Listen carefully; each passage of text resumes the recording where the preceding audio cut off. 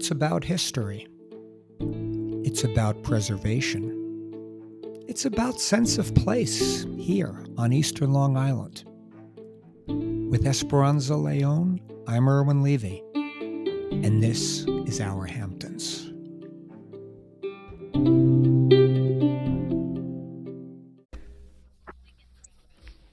Esperanza, good morning. Irwin, hello. I was thinking about this before we signed on, Esperanza. I really still must be excited about doing Our Hamptons podcast because you've heard me over 100 some odd episodes when we have a guest, and we have incredibly special guests today. How I would say, I'm so excited for these incredibly special guests we have today, right? And yes, now, I mean, they're all equally exciting. Now, and if I was at a point where I was starting to mail this in, right, I would be saying, oh, yeah, Esperanza, yeah. But I'm just so excited for today's episode because, Esperanza, for me, when I think of an essential element of the beauty of East Hampton Village, really, I think of the Ladies Village Improvement Society. Is that fair? No doubt. Yes. Let's see if our special guest can recover from that buildup. So anyway, on that note, I'm going to introduce our special guest, the president of the board, Joyce Tuttle, the vice chair of grounds, and heir apparent to that job, I was just told, Lori Petrosky, the chair of grounds, Leslie Clarke, and we also have, of course, I asked her how to pronounce her name before we started, Esperanza, but apparently my cognitive decline is kicking in. But I'm going to get it right and say it's Ann Gegelys. I think that was pretty close. Okay. Welcome, everybody. Thank you. Thank you. Joyce, I think we're going to start with you as the president. I'm reading your mission statement and looking at your history, and the mission statement really says it all. The purposes for which the society is formed are for the maintenance and preservation of historical landmarks and the maintenance of ponds, parks, and greens. And we all see this. I can tell you, Esperanza, I've said this to you personally many a time, when we make that turn, passing the pond, honestly, a feeling just overwhelms you of just the beauty of East Hampton Village. And this organization is so much a part of making that happen. Joyce, what's it been like for you to be part of something like this, just the legacy of this organization? And, you're carrying on the stewardship of it, if you will. It's been a very progressive opportunity. I moved out here about 25 years ago. Didn't know anything about LVIS, but I was looking to meet people, and it was suggested to me that I could get involved at this organization. And at the time I was still working, so there was a great opportunity to do some weekend work with trees. And it just evolved into a place of a deep commitment for me, a big part of my heart to see what this organization has done and can do, the possibilities for people of all ages, people who live here, people who visit here. It just has been a very broad and fulfilling experience to grow as I see this place grow. And when you think about, 1895 and dirty, dusty roads and what we've evolved to with massive traffic and tourists and visitors, and then to look back over 131 years and see all the things the ladies have done, it's just very rewarding to be part of such a process, such an organization, and fun. And fun. It must be. I just can't help going back to what Irwin said about making that turn at the pond. And for me, it's really a symbol and a signal of just being home. And to think that, yes, that the LVIS has so broadly and deeply contributed to my experience of East Hampton is, forgive me for taking on the like monologuing right now, but we came to East Hampton in 1976. So bicentennial year. My most vivid experiences of going to the LVIS fair, which was then held at Mulford Farm on the grounds there. And that was it, for my family, for me, that just marked our lives, and we've been here since. Well, when you say that about coming home and turning that corner, you're right. And if you close your eyes and visualize that at one point it was proposed that that could be a gas station and a 7-Eleven, you can thank this organization for Yes. that beautiful I'm home view that you get every time you turn that corner. Yes, yeah, because people don't realize the tremendous, like disproportionate influence and work that the LVIS has done to keep the village and East Hampton true to its history. That's a great thing to touch on, and certainly Esperanza, thematically, certainly in our Hamptons podcast theme, over 100 plus podcasts, the sense of community.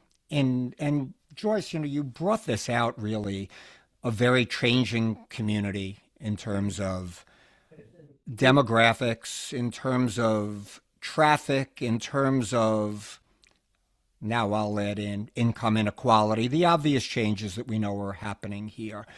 But I guess it's safe to say LVIS has almost been, it's been the constant through all this. Is that right? Right, Joyce? Right. I mean, this has been Yes. the constant to maintain some semblance of who we are as a community. Well, you could say that we try to stay with the flow of what this whole community is about, to have a thrift shop that appeals to somebody who needs a frying pan, or somebody who comes in and is looking for some sort of design thing. I'm keeping it at the material level, but it's a symbol of what the organization has tried to do over the years. And, there's a lot of people who think now this is the quote only store in town that they can shop in, It's because true. of the changes in the fashion sense and the wealth that has encompassed the community. So, but changes at lots of levels. Giving people a restful, beautiful place to just go and sit on a bench and look at the trees and look at the flowers, and eventually our beautiful garden resurrected. So, and trying to also keep our thumb on things that happen in the village, to be sort of, somebody referenced it as almost a little second government, to help and work well with the village as a partner to stay calm and try to keep things the way this organization intended it 131 years ago. To Yeah, look because at the traffic, to look at the restoration of places, the identification of historic places, and keep it simple, keep it the signless town that it had the reputation of being. yes, and the thing is that we forget often that all the work that LVIS has done, the preservation work, that is actually what contributes to the great amount of traffic and this resort community that we now live in, because people do look for the picturesque. I mean, there's no doubt. So in a way, it's a sort of a circular situation. But we should talk about really all of the things you mentioned: the trees, the LVIS stewards the village greens, the nature trail, which I grew up, I practically lived in the nature trail, not really, but I was there often. There's, please tell us, and especially with Leslie and Lori here, what all the work that you do with just those spaces that give us such respite. Well, I'll address the 3,500 trees and growing. And as you know, it's not just that we're planting trees, but the ladies have territories around the village and can identify if there's something that needs attention, a pruning, et cetera, some feeding. the nature trail, I drove by the nature trail the other day, and the ducks are in a frenzy because it's mating season. And ducks were dropping eggs on the sidewalk. Oh So my it's gosh. quite a thing to see. And of course, the memorial plaques, about 800 of them that they are taking care of, and people are almost weekly coming to LVIS to memorialize somebody in their family, living, deceased, or even a dog or a best friend. So, and I think Leslie and Lori can best address what is done with the greens and the grounds. Mhm, mhm. And actually, before you go into that, I mean, we're dealing also with the landmarks, and the LVIS is headquartered in a landmark. So we're going to talk about those grounds as well. I know. Okay, great. Definitely. But I want to tie this back a little bit, Esperanza, because, and again, this so speaks to Our Hamptons podcast mission. Esperanza, I know you have taken your children to the LVIS fair probably every year, especially when they were little. Especially now that it's in June. I remember my two daughters. We went to that LVIS fair. We moved to East Hampton when they were 4 and 2. We've been to that fair virtually, I'm not going to say every year, but I would say close to every year. Esperanza, if that doesn't restore the faith that this is still a small town amidst everything, and for me, I'm going to take poetic license here and just say that I perceive that that's part of LVIS's mission, to really say this is still a small town. We are a community, a caring community, and you do things beyond the fair. Let's not forget the scholarships you give out at the high school. And I mean, we didn't even touch on that, but we probably should. I mean, really supporting the youth when they graduate, you award scholarships. Am I right, Joyce? I mean, there's a scholarship Yes. program there. Last year, we awarded 24 scholarships Oh my God. to the tune of about $200,000. The Student Awards Committee right now is deep in the throes of reading all of the scholarship applications that they've gotten this year. They've gotten 50 applicants. It's a blind reading, so they don't know who they're reading, but they don't know the names. They just know what the academics and the community service commitments and the talents of the submitters are to the scholarship process. So we'll probably have another 24 or 25. Last year, because of the times that we're living in and some kids choosing not to necessarily go to college right away, the board asked the Student Awards Committee to add 2 trade school scholarships, which was done. So they're also looking to fulfill those this year.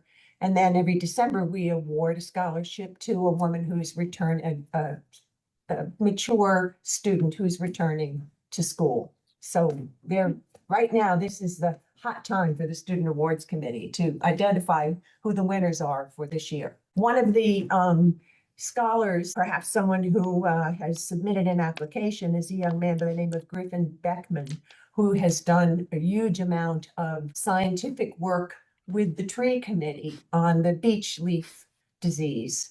And he's also now this year's valedictorian at the high school. So he has a nice relationship with our tree committee. Before we dive into the weeds and get into the trees, but there's so much here, and this is why we can't cover 100 years of the Ladies Village Improvement Society. 131. 131 years. Thank you, Joyce.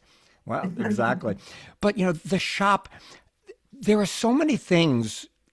You look at this, Esperanza, the scholarships, the stewardship of the landscapes, the plaques, the building.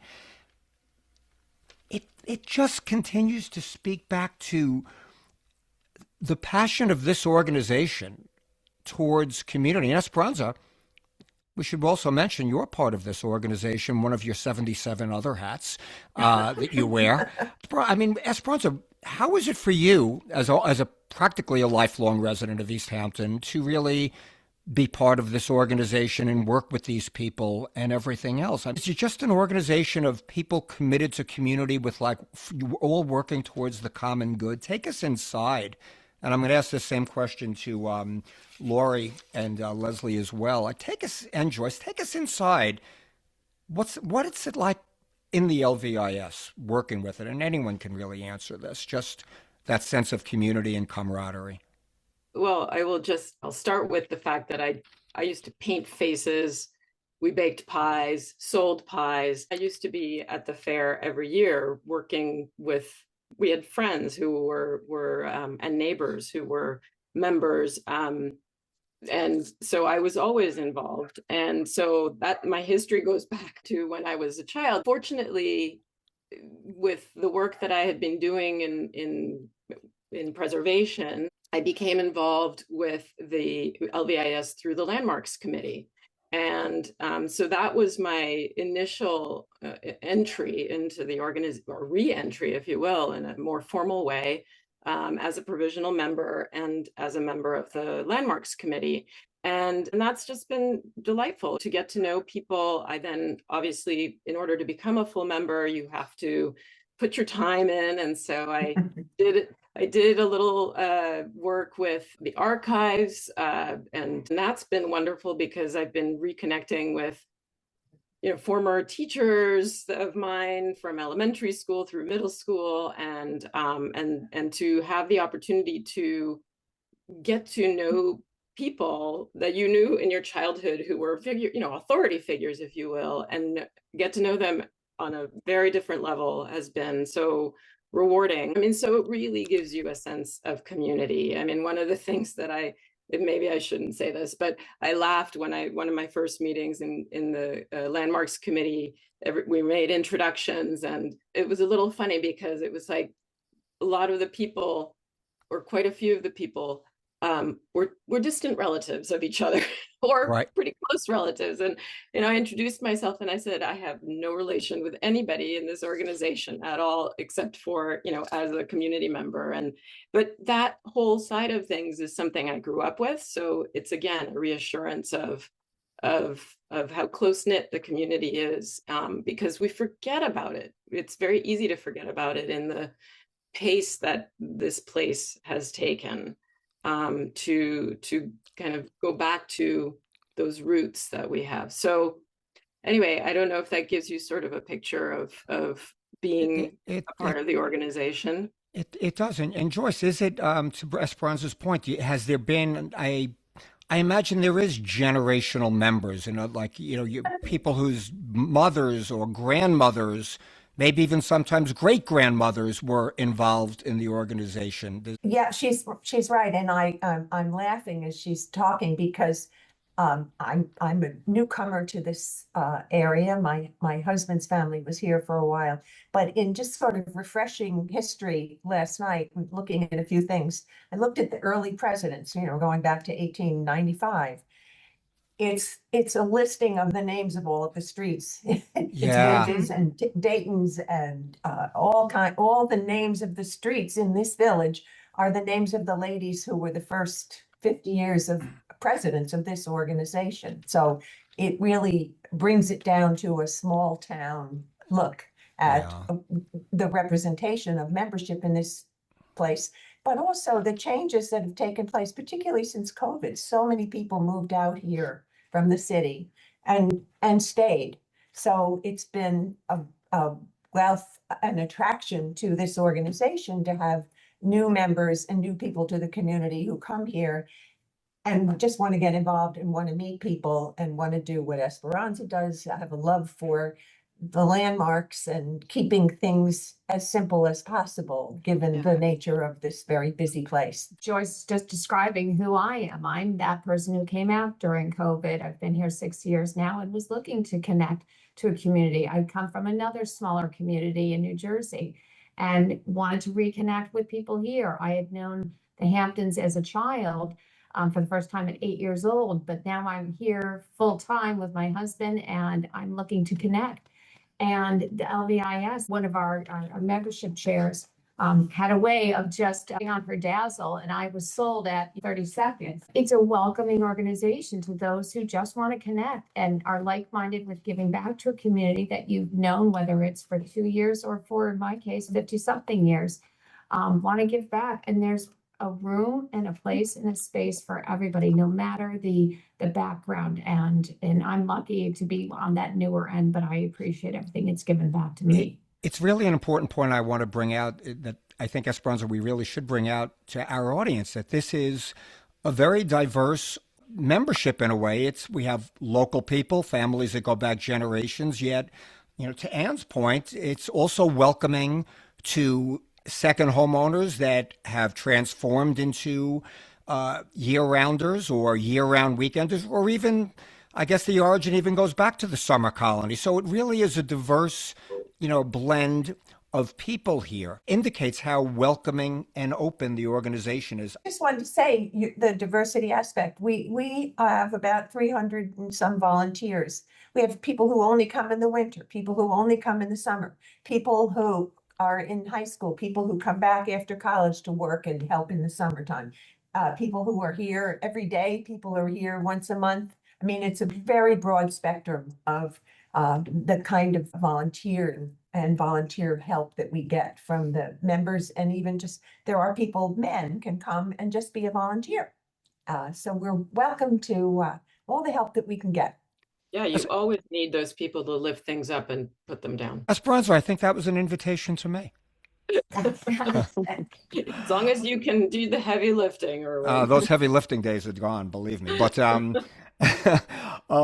I'd like to bring in Lori and Leslie, because we'll get more involved in really another very deep connection for me personally when I think of LVIS, and you read it right on their website. By the way, I encourage our audience to go to the history page of the LVIS website, where almost every paragraph starts with imagine, because it creates all of these scenarios. Imagine this village with or without, and it really is true. And Joyce touched on it earlier: a gas station at the entry to the village, a 7-Eleven, telephone poles, all of these things. But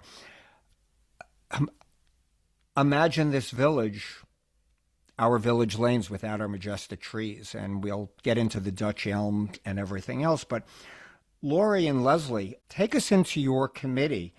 And as chair of grounds and vice chair of grounds, the stewardship you really provide to our community in terms of all of these trees, open green spaces, and everything else, which, by the way, Esperanza, sounds like a full-time job and a half. certainly does. Yeah. Well, I have to tell you that being able to get to really know the grounds at LVIS has been inspirational for me, because the thing that I really want to share with you is that the street trees are something that are lining all the streets of the village, and the LVIS takes care of and replaces when needed, or treats when needed. But the trees on the grounds itself are almost entirely from Asia, from North America, North Africa, from Europe, from UK. We have a state champion native tree, but it's native to the Midwest, and how it got here 280 plus years ago is somewhat still a mystery. The grounds are a bit like Central Park in New York City. It's where you can go and see things that you would not see elsewhere. We have a Himalayan pine. We have a Katsura from Japan. But oddly enough, the closest DNA relationship is to our own bald cypress, which is a native tree in North America. So anyway, we have just an extraordinary collection, and well worth visiting. Certainly. I mean, the area, we're talking about the grounds of the Gardner Brown house, which the LVIS saved from demolition in the 80s, correct? Yes, they did. The grounds actually fell into the Gardner family hands in 1739. David Gardner was married to the daughter of a wealthy merchant who, upon his death, left the grounds, which we now refer to as 95 Main Street in East Hampton Village, to his daughter. And they called the house the Brown House because they had another house that was white, which was over by the railroad station. So the Gardner Brown property fell into the hands of the LVIS in 1987. Again, the historical nature of the property and its connection to the Gardner family and Gardner's Island is also very interesting. Laura, do you have anything you want to add to what Leslie's been saying? Well, Leslie and I do care for the 2.5 acres here of the property. And I do want to say we do have stunning specimen trees on the property and do invite everyone. It's open to the public, so you can come and look at the trees. But as you're looking at the house and you round the corner on the south side, you come across this enormous walled sunken garden that is in there. And it's a place of relaxation, of reflection, to just come and see all the beautiful shrubs and perennials that were and are once again to be replaced in a beautiful hopefully. garden. It's right now it's a construction site, but hopefully by sometime in May it will be fully planted again. And this has actually come about through the unbelievable generosity and help from Edmund Hollander and his firm. We reached out to Ed for help because we knew we needed a new design for the garden. There had been problems that were getting worse and worse in that sunken garden, which, by the way, was created in 1929 by Winthrop Gardner. And it went through various iterations. And then before the LVIS bought the property, the whole property had fallen into sort of rack and ruin. And Doc Whitmore, who is the founding father of Whitmore's, that incredible local nursery we have, did a lot of the clearing of the property, and that's how we began to put it to rights again. But the design that Ed has come up with for us is one that we hope will provide 3-season interest, that will be environmentally responsible given the fact that we are dealing with climate change and increasing drought conditions. But we also have wind and salt issues to contend with as well. But all of the work that is being done in the garden has been donated, which is another incredible gift from many of the local nurseries and people that do stonework. And it's just been an enormous gift, and we couldn't be more grateful to him. Yeah. And his firm and all the people that have donated time, material, and labor. Thank you, Leslie. I'm very often amazed at the generosity of the businesses that support so many things in our local community, and I know we certainly all appreciate that. And we're going to start to wind this down, but went back to something Joyce said earlier in the broadcast, and it really is true, talking about the Gardner Brown House, we're going to call it the LVIS headquarters. It really is over 2 acres in the center of the village. People associate the open space, we go to Herrick Park or what have you, but this is an amazing open space, a relaxing, meditative open space, really in the center of the village. And I've always been amazed, Esperanza, how I'll walk in there and I'll sit on that sort of circular bench, you know, the one I'm talking about, right? Yes. And I'm sitting there right on Main Street. Yes, yet somehow it almost sounds silent. Like you almost. It's so true. Right? I don't know if this is a God provides kind of thing or just the magic of LVIS, but that's really what I feel there. Like you're right next to the jitney stop, the bus stop. Yes. Yeah. And it's amazing to me that not more people take advantage of it, and maybe I just don't see it. But I know I have on occasion when I, not recently, but certainly in the past, I have walked in there and, like you just said, just sit down, and you do feel like you have retreated into a sanctuary that is very far removed from the bustle of what is now a very busy downtown, especially in the summer. And, I will tell you, having with one of my other hats with East Hampton Trails Preservation Society, when we've done walks in the village, a lot of times we'll stop there.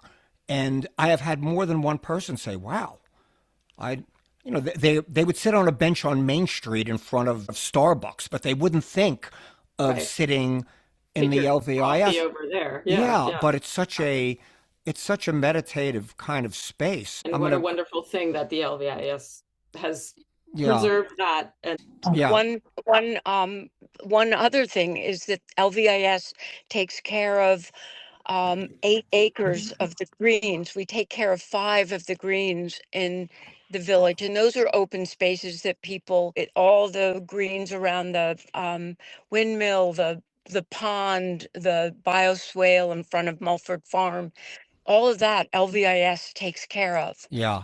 And And Anne, I'd like to bring you in on this because as sort of a newer resident who is coming from New Jersey, and no, we don't hold that against you. I come from Queens, New York, okay? But and when you first got here and got involved and sort of fell in love with the place, did you feel that same kind of connection when you would go onto the LVIS grounds and just say, I'm asking you this as someone that's a little newer here, wow, this haven in the middle of a village, right?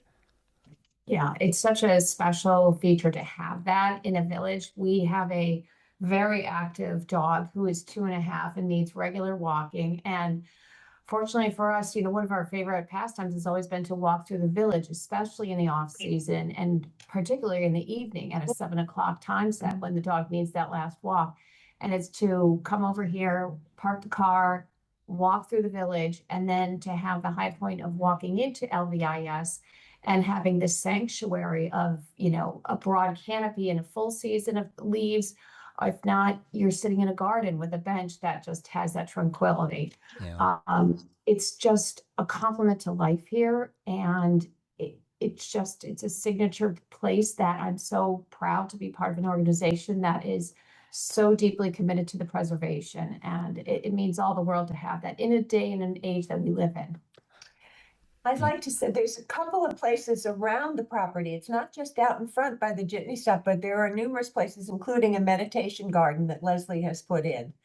And one of the things to look forward to once things are in place with the sunken garden is we anticipate doing some docent tours on the property so we can fantastic. introduce the larger community and advertise that this is a place where you can come and just hang out.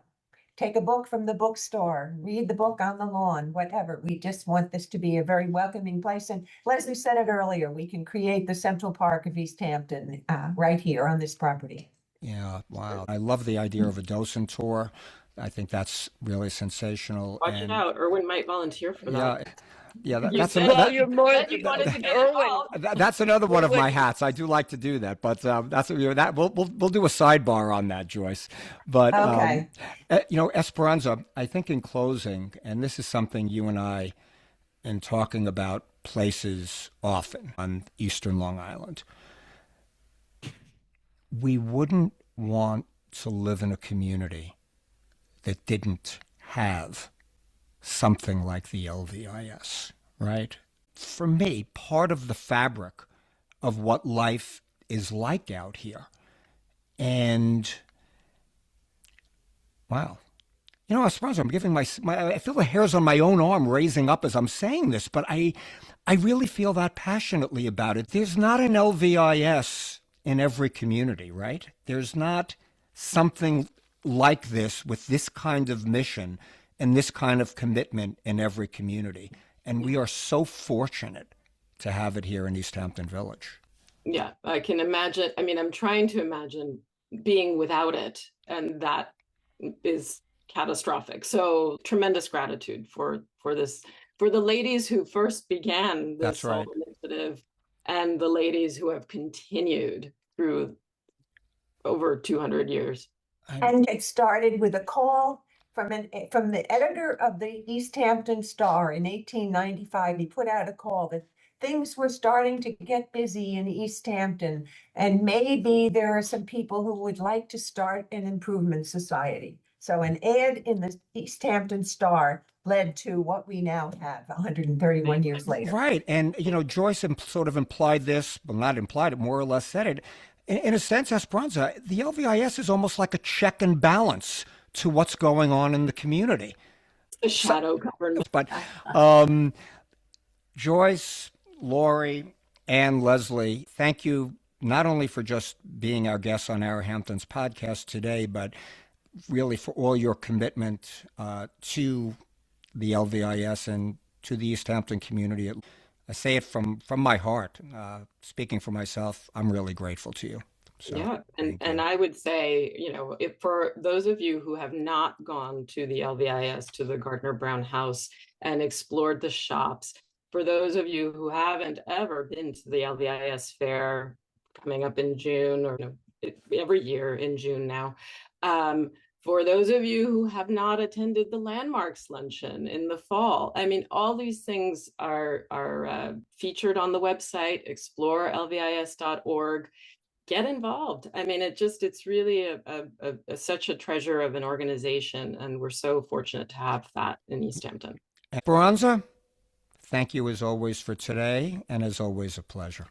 Thank you, and thanks you again. All. And thank you all. Thank again. you. Thank you. Thank you.